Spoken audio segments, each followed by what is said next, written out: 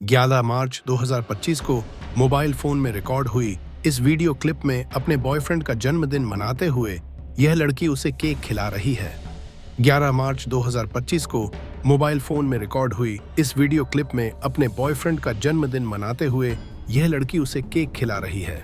बथ और यही कपल 14 मार्च 2025 को रिकॉर्ड हुई इस वीडियो में जहां दिन में रंगों में डूबे साथ में होली मना रहे हैं, वहीं वह रात में नशे में डूबे हिमाचल के क्लब में पार्टी करते नजर आ रहे हैं। दिखने में तो यह वीडियो किसी को भी ऐसे कपल की लगेगी जो दुनिया से बेफिक्र अपनी मस्ती, अपनी अय्याशी में मग्न है।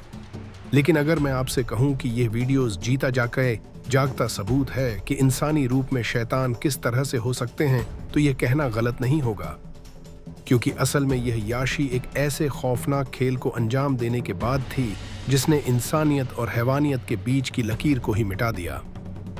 यह केस एक परफेक्ट एग्जाम्पल है कि कभी कभी जो सामने नजर आ रहा होता है वह सिर्फ एक धोखा होता है। कभी कभी हंसी के पर्दे के पीछे एक खौफनाक साजिश छुपी होती है, और एक ऐसी ही साजिश मेरठ में रची गई थी जिसने न सिर्फ उस शहर को बल्कि पूरे देश को ही हिलाकर रख दिया।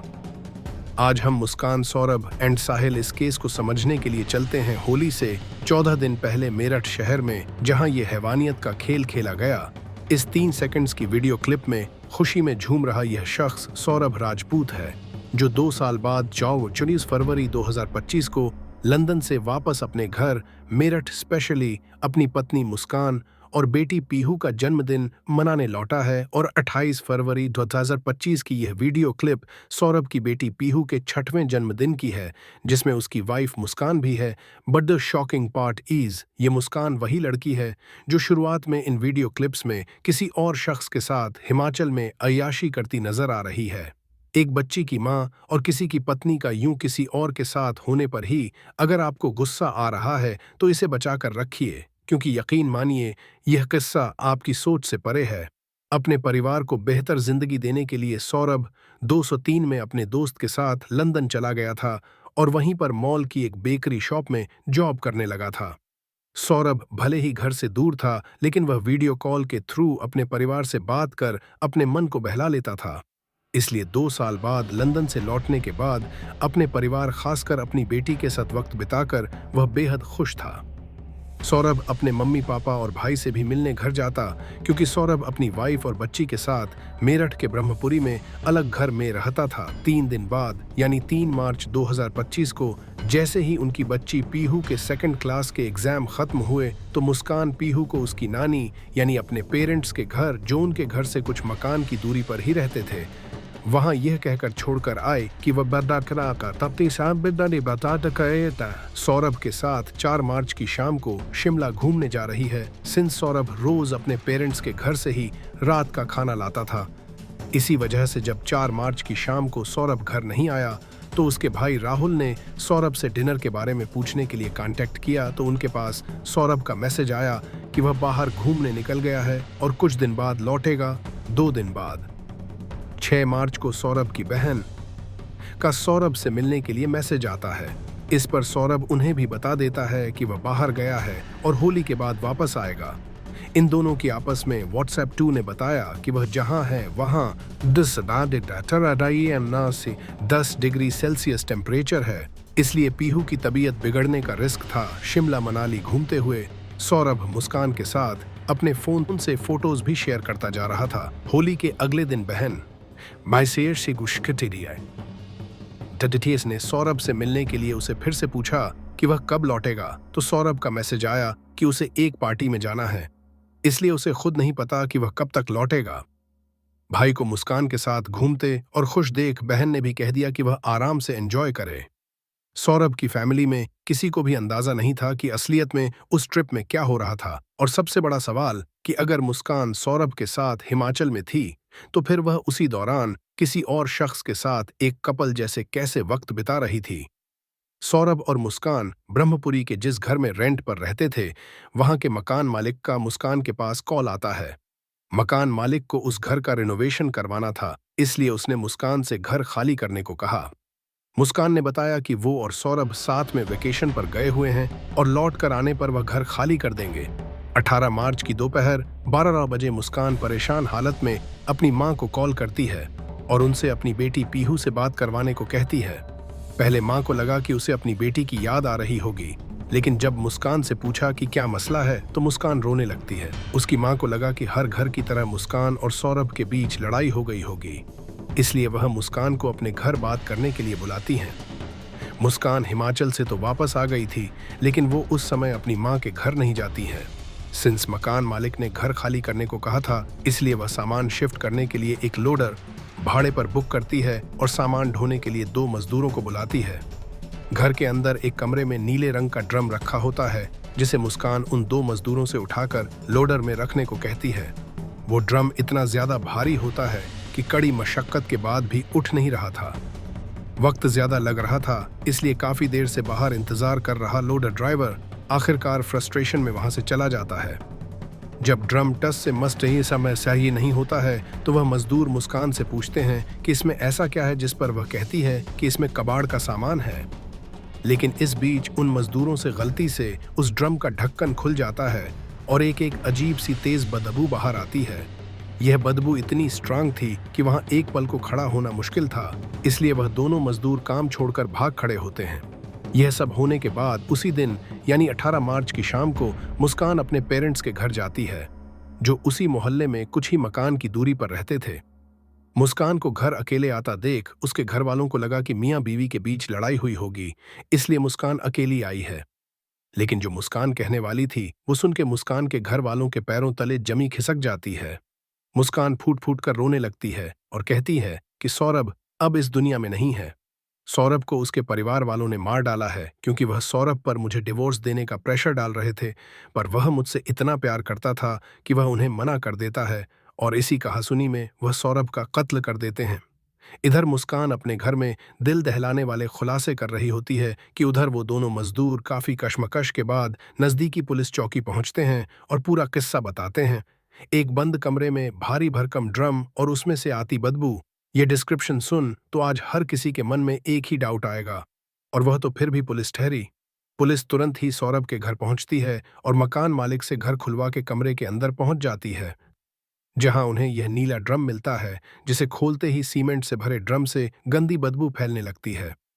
पुलिस को ड्रम की जांच के लिए उसे पोस्टमार्टम हाउस भिजवा था, लेकिन वह ड्रम इतना भारी होता है कि 10 पुलिस वाले मिलकर उसे घसीट घसीट कर घर से बाहर ले जाते हैं और बड़ी मुश्किल से उसे लोडर में चढ़ाकर पोस्टमार्टम हाउस में उसे कटवाने के लिए भेज देते हैं।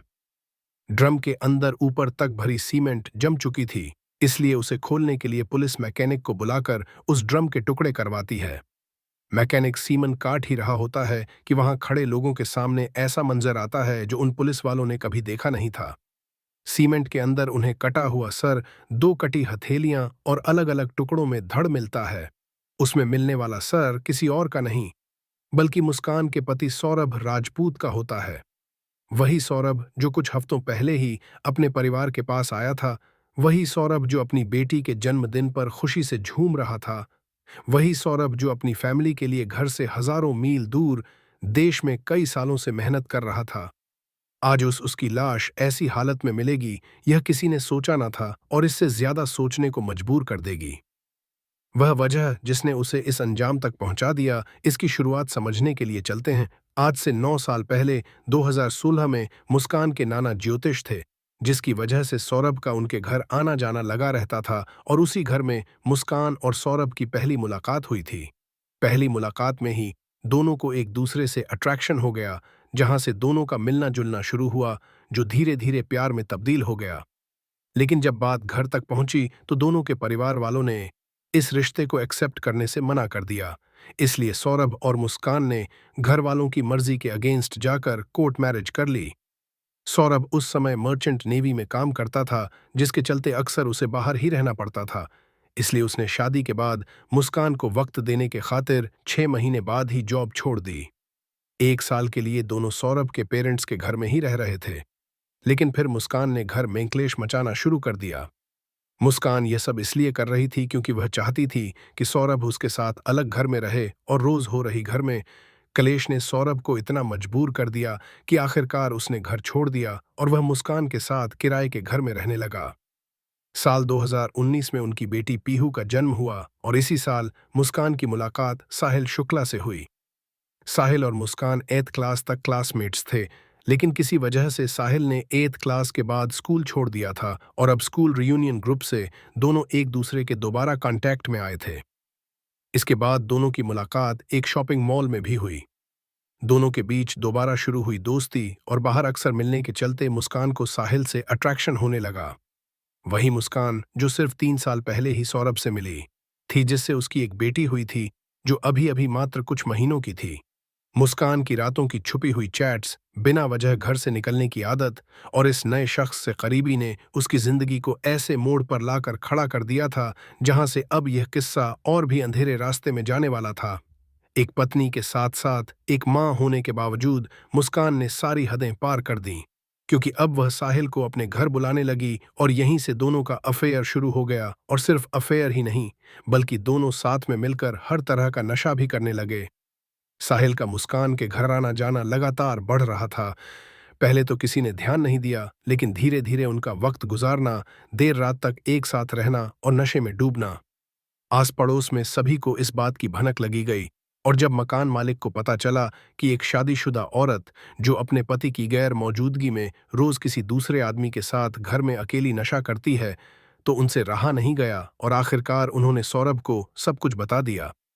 सौरभ को जब इस बारे में पता चला तो एक पल तो उसे इन सब बातों पर विश्वास नहीं हुआ, लेकिन जब उसने मुस्कान के फोन में साहिल के साथ हुई उसकी चैट को पढ़ा तो उसकी दुनिया ही हिल गई। जिस लड़की से उसने बेपनाह प्यार किया था, वह उसे यूं धोखा दे रही थी। सौरभ को अपनी वाइफ के कैरेक्टर और ड्रग एडिक्शन के बारे में पता चल चुका था, और जब जब सौरभ ने इस बारे में मुस्कान से कन्फ्रेंस कान ने झगड़ना शुरू कर दिया। दोनों के रिश्ते में कड़वाहट तो आ गई थी, लेकिन मुस्कान को इसमें अपनी कोई गलती नजर नहीं आती थी और ना ही उसे कोई गिल्ट था। आलम यह था कि मुस्कान अब घर के किसी भी काम में हाथ तक नहीं लगाती थी। घर की साफ सफाई और कपड़े धोने से लेकर लेकर खाना बनाने तक सब कुछ सौरभ ही करता। अपनी बेटी का मुंह देखकर वो दिखता तब कुछ चाहता कैसे मैं कुछ वक्त तक तो सब कुछ चुपचाप सहता रहा, यहां तक अपने माँ बाप को भी इसकी भनक नहीं लगने दी। लेकिन फिर भी जब मुस्कान का रवैया नहीं बदला तो रोज होते झगड़ों से तंग आकर आखिरकार साल 2021 में सौरभ ने डिवोर्स फाइल कर दिया। सौरभ मुस्कान को छोड़ना चाहता था, लेकिन मुस्कान के माता पिता ने उसे समझाने की कोशिश की। उनका कहना था कि शादी में तो उतार चढ़ाव आते हैं और अगर थोड़ा समय दिया जाए तो सब कुछ ठीक हो सकता है। सौरभ भी अंदर से टूट चुका था, लेकिन एक वजह थी जो उसे रोक रही थी। उसकी बेटी पीहू। वह नहीं चाहता था कि डिवोर्स का असर उसकी बेटी पर पड़े।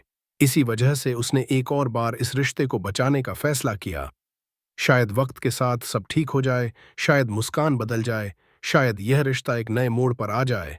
लेकिन जिस वक्त के साथ सौरभ उम्मीद लगा बैठा था, वही वक्त उसकी जिंदगी के अंतिम दिन गिन रहा था। जिसे वह एक नई शुरुआत समझ रहा था, वह असल में उसकी मौत की एक ऐसी साजिश थी जो इंसानियत को भी शर्माने पर मजबूर कर देगी। 16 फरवरी 2023 को सौरभ जॉब करने के लिए लंदन चला गया और वह वहीं से ही अपनी फैमिली से वीडियो कॉल पर बात करता था। सौरभ के लंदन जाते ही मुस्कान को मनमानी करने की आज़ादी मिल चुकी थी और वह वापस उसी ढर्रे पर लौट गई। वह फिर से वापस साहिल को घर बुलाने लगी और उसके साथ नशा करने लगी। मुस्कान की यह सभी हरकतें ज्यादा दिनों तक आस पड़ोस मोहल्ले में किसी से छुपी नहीं रही और यह सारी खबर सौरभ तक पहुंच भी जाती। वह जब जब इसे लेकर मुस्कान से बात करता, उसे डांटता, उसे समझाने की कोशिश करता, तो वह उल्टा सौरभ से लड़ने लगती और कहती कि तुमको मुझ पर विश्वास करना है तो करो और ना करना हो तो भी मुझे फर्क नहीं पड़ता। यहां तक अपने इस रवैये को जताने के लिए उसने अपने माइंड नहीं करती।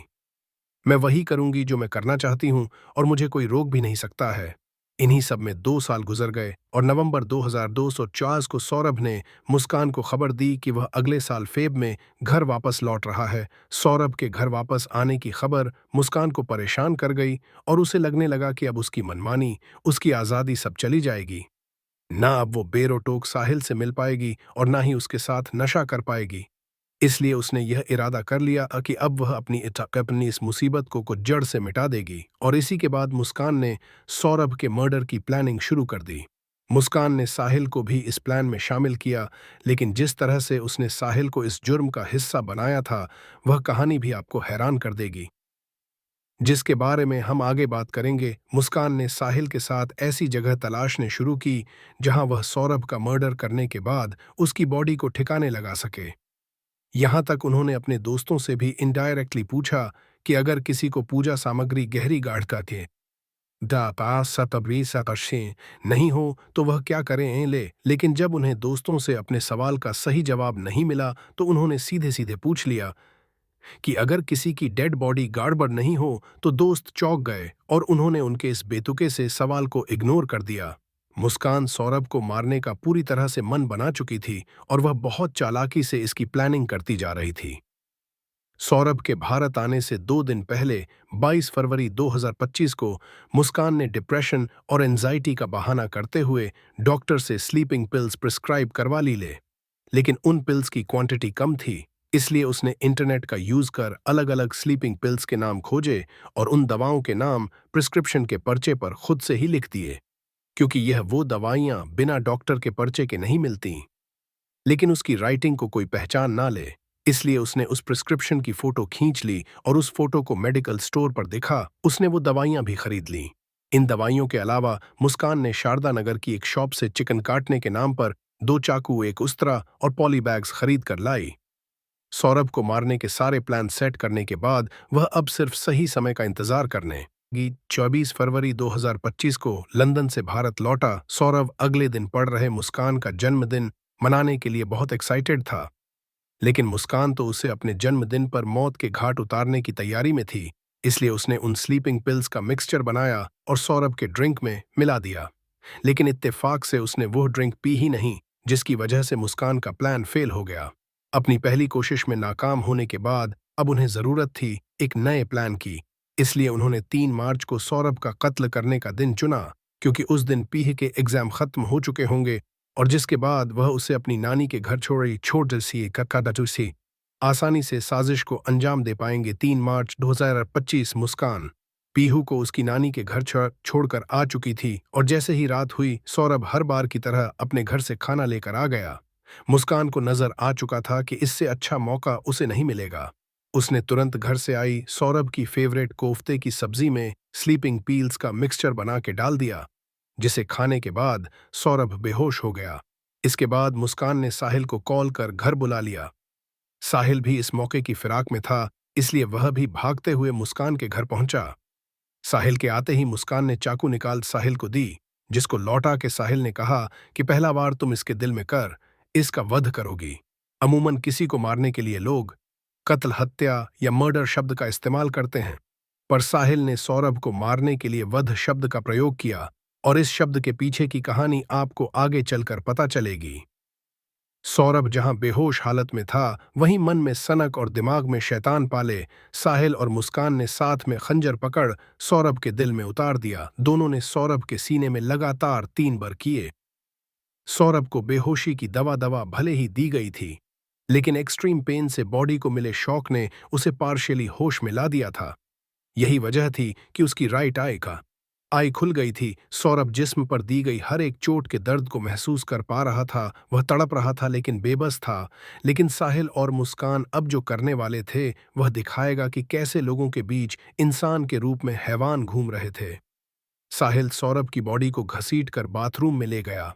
पहले उसने सौरभ का सर धड़ से अलग किया और फिर दोनों कलाइयां काट दी चाकू से। बॉडी के 4 टुकड़े कर एक पॉली बैग में सर और दोनों कलाइयों को भर धड़ को बेड के नीचे स्टोरेज में रख दिया। उसी बेड पर मुस्कान रात को चैन की नींद सोई, जिसके नीचे सौरभ की सर कटी लाश थी। ऐसा काम किसी इंसान का तो हो ही नहीं सकता। उधर रात के 3-9 बजे साहिल सौरभ का कटा हुआ सर और दोनों कलाइयों से भरा बैग अपने घर लेकर आ गया। अब जो मैं आपको बताने वाला हूं वो कुछ ऐसा है जिसके बारे में शायद ही किसी ने देखा या सुना हो। साहिल जहां रहता था उस रूम के अंदर एक सैटन यानी शैतान की ये पिक्चर थी। जब हमने इस इमेज को लेकर रिसर्च की तो बेहद शॉकिंग इंफॉर्मेशन सामने निकल कर आई। इस इमेज को अगर ध्यान से देखा जाए तो शैतान के सर के ऊपर यह एक इन्वर्टेड पेंटाग्राम है, जो भगवान के अगेंस्ट डेविल का सिंबल है। इसे मानने वालों के अकॉर्डिंग इससे शैतान को शक्तियां मिलती हैं और उसी इन्वर्टेड पेंटाग्राम के चारों तरफ नंबर 6 लिखा हुआ है। टुडे है चेन रहता है जो नंबर ऑफ द बीस्ट के रूप में जाना जाता है। इस शैतान की बड़ी बड़ी सींगे और विंग्स डीएम को और स्ट्रैंग बनाती हैं और उन विंग से निकलता खून और जंजीरें इस शैतान की पूजा करने वाले शख्स के दबे कुचले इमोशंस या सफरिंग को दर्शाती हैं। और इन जंजीरों से बंधा ये इन्वर्टेड क्रॉस धर्म और संस्कृति के नियमों के खिलाफ जाना दर्शाता है। साहिल ने इसी शैतान का आह्वान करने के लिए रात के 3 बजे का भी समय चुना, क्योंकि रात के 3 बजे को डेविल CR के नाम से जाना जाता है, जिसमें सारी डार्क सुपरनेचुरल फोर्सेस की ताकतें बढ़ जाती हैं। यही वजह थी कि रात के 3 बजे साहिल सौरभ का कटा हुआ सर और कलाइयों को यहां लाकर शैतान की उपासना कर रहा था, जिसमें कटा हुआ सर वह शैतान को चढ़ावे के रूप में लाया था और कलाइयों का इस्तेमाल वह इसलिए कर रहा था ताकि सौरभ की हथेली की रेखाओं में बसी किस्मत उसकी जिंदगी में श्राप बन के वापस ना आए। सौरभ की बॉडी को कैसे डिस्पोज करना है इसका प्लान भी वह पहले से ही बना चुके थे। 4 मार्च की सुबह साहिल वही पॉली बैग लेकर वापस मुस्कान के घर आ गया और जैसे ही शॉप खुलने का टाइम हुआ तो मुस्कान सुबह 9 बजे ही ड्रम लेने चली गई और गेहूं रखने के बहाने जीरो में वो ड्रम लेकर घर आ गई। ड्रम घर पहुंचाने के बाद मुस्कान सीमेंट की बोरी लेने भी खुद ही गई। सभी चीजें इकट्ठा करने के बाद साहिल ने पहले उस ड्रम में सीमेंट का घोल बनाया और फिर सौरभ के सभी बॉडी पार्ट्स को उस घोल में डालकर ड्रम को बंद कर दिया। बॉडी को ड्रम में ठिकाने लगाने के बाद उन्होंने होम डिलीवरी ऐप का यूज कर घर पर 10 किलो ब्लीच मंगवाया और उसे पूरे घर की सफाई कर डाली ताकि कोई सबूत घर में ना रह जाए। कहने को तो दोनों भले ही नशे में डूबे रहते थे, पर ऐसे खौफनाक अपराध को दोनों ने बहुत ही शातिर तरीके से अंजाम तक पहुंचाया था। जिस दिन इन्होंने सौरभ की लाश को ठिकाने लगाया था उसी तारीख को यानी 4 मार्च की शाम को 17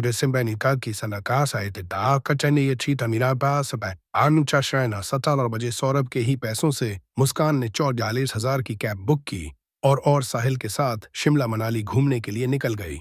11 मार्च को मुस्कान ने साहिल को सरप्राइज देने के लिए कैब ड्राइवर से केक पर शंकर नाम लिखवा के मंगवाया। भैया आप ना मुझे केक लेके आप केक ले आना, कहीं से भी और कॉल मत करना मुझे, आप मैसेज में बता देना मिला या नहीं, और लाने के बाद ना आप हमारे रूम पर आ जाना और बोलना मेरा यह सामान है इसे रख लो। और साहिल का जन्मदिन बड़ी खुशी से सेलिब्रेट किया। फिर कसौल जाके नशे में डूबकर 14 मार्च को होली खेली। मुस्कान और साहिल सौरभ के ही पैसों से 3 दिन शिमला, 3 दिन मनाली और 6 टिकट चबा से कभी तमाए दिन कसौल में रुक वहां घूमते फिरते नशा और पार्टियां करते दोनों ने इंसानियत को शर्मिंदा कर दिया था। मुस्कान एक पत्नी के नाम पर कलंक थी। अपने पति की बेरहमी से हत्या करने के बाद मुस्कान को एक पल का भी दुख नहीं था। उल्टा ये मुस्कुरा के हंस के पूरी बेशर्मी से अय्याशियां कर रही थीं। अब सवाल यह था कि जब सौरभ इस दुनिया में था ही नहीं तो फिर मुस्कान सौरभ के साथ मनाली घूमने की फोटोज कैसे अपलोड कर रही थी।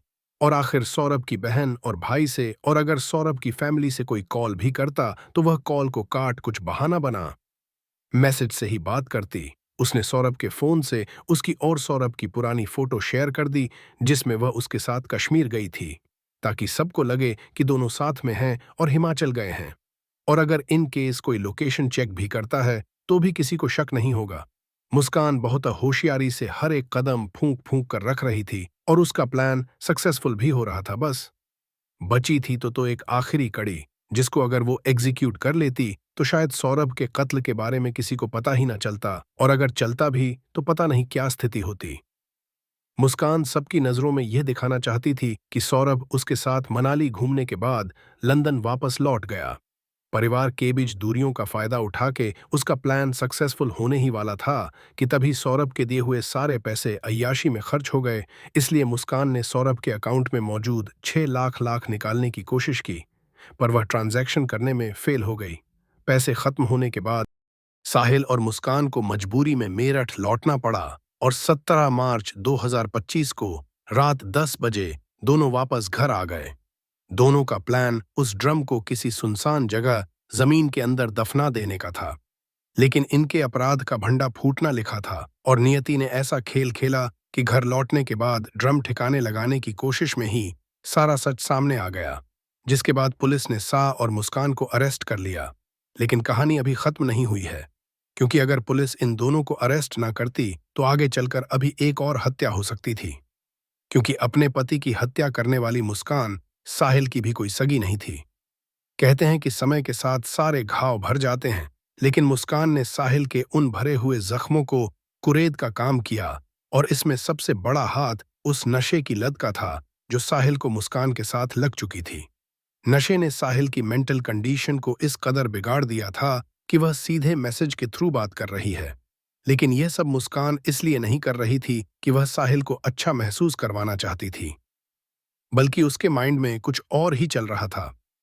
साहिल की मां बनके मुस्कान साहिल को मैसेज लिखती है कि मुस्कान बहुत अच्छी लड़की है, तुम्हारा ख्याल रखेगी, तुमको खुश रखेगी, कभी उसको धोखा मत देना, दुख मत देना, और जो वह कहे उसको पूरी तरह से मानना। इस तरह से मुस्कान ने टोटल 136 मैसेजेस को भेजे। मां की कही हर बात साहिल के लिए पत्थर की लकीर थी। वह मुस्कान पर पहले से फायदा तो था ही, पर अब वह उसकी हर बात को पूरी तरह से मान भी रहा था।